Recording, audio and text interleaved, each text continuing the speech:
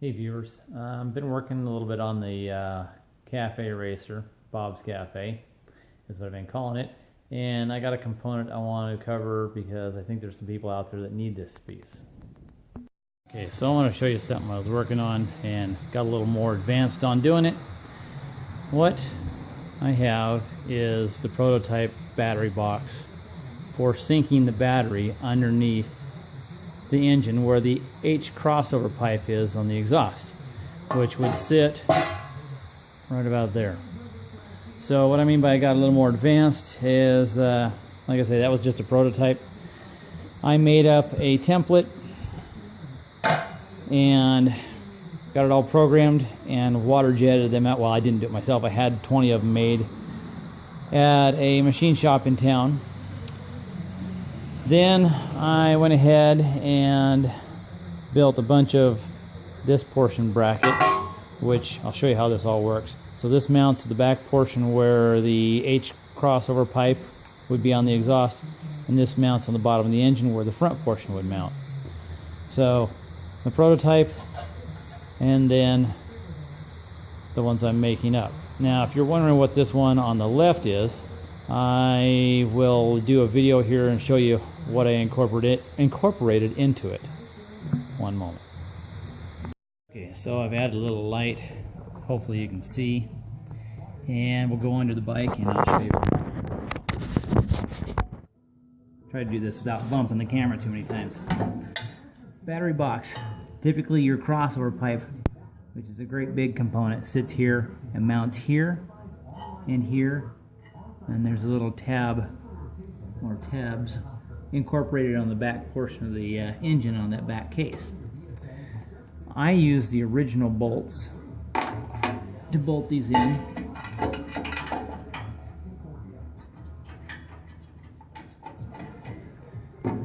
Makes it much easier so you don't have to go find the right thread and everything. So that's as easy as it goes in. Now, the front bolt, this component right here, I'll show you a closer look at that, is slotted. I don't know if that's in focus or not. Or if the light's messing with it. So there's a better look at it. That little slotted piece right there. So for that, I just take it.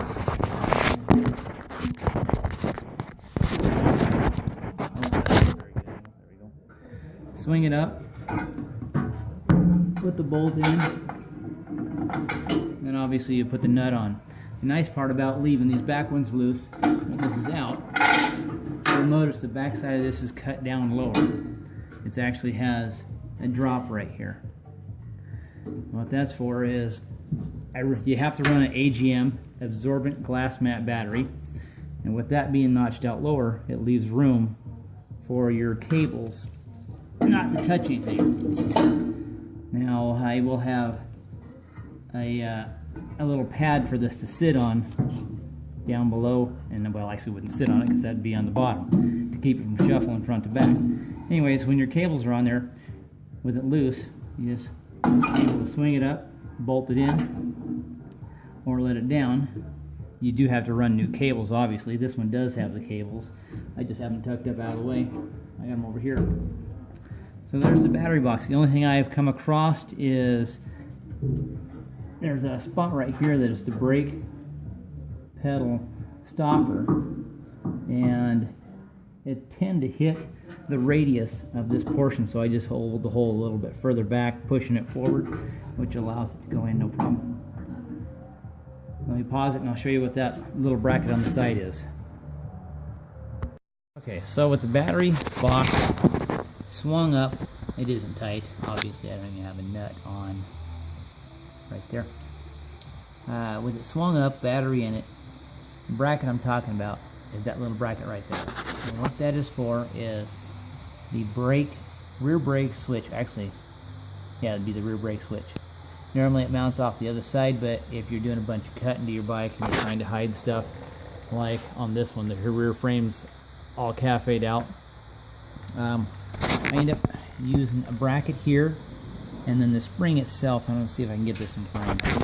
Do it down here. The spring itself has a nice tight bend on both ends. This bend here by my pinky, I opened up just a little bit, and it actually would help if it's a little bit more open, because once I get that brake switch in there, the spring, where's that? Okay, it's going to go into that hole. Wow, that's hard to put. Right there. And it doesn't like to drop in there real easy unless you open that spring up just a little bit. And all I did to open it was just pull it open just a bit like that. So let me show you how that works. Brake switch. Now this nut around the outside of the brake switch rotates, changing the position of this switch. So if you need it to be further out or further in to set it in the right position, obviously you'll have to do that. So there's the brake switch in that bracket. Now I got to take this brake spring, easier said than done with one hand, and fish it through. I don't even know if I'm in frame there. The hole in the end of that switch. Okay, it's in. Then I got to rotate it around and put it in. So there it is, installed. So when you press on the brake, what's that stupid thing? Oh, there it is. Now all I did to make sure it was adjusted proper is I used a digital voltmeter on the ends of these wires, and it was letting me know when I had brake light applied and released, and if I needed more free play or needed to be tighter, because at first when I had to push the brakes all the way down a little bit harder because it was too far back this way. So I adjusted it, got it a little closer. So that's the battery relocator, and with it I incorporated the relocator for the rear brake switch.